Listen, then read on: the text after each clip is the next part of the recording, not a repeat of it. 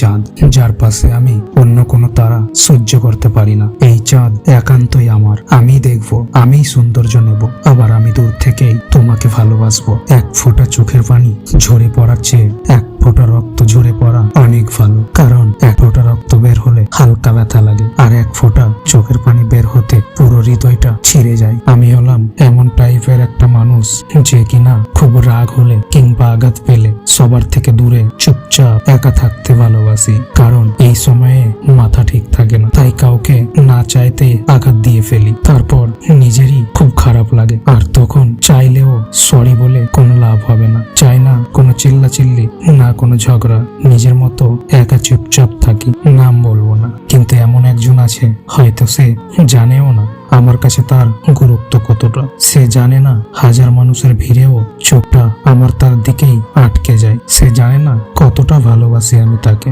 যে মানুষটা এক সময় সবার সঙ্গে কথা বলতো, সে মানুষটা যদি হঠাৎ করে চুপ হয়ে যায়, তাহলে ভেবে নিও সে বদলে গেছে। খোঁজ নিয়ে দেখো, তার কিছু কষ্ট বুকের ভিতর কুরে কুরে জীবনটাকে শেষ করে দিচ্ছে।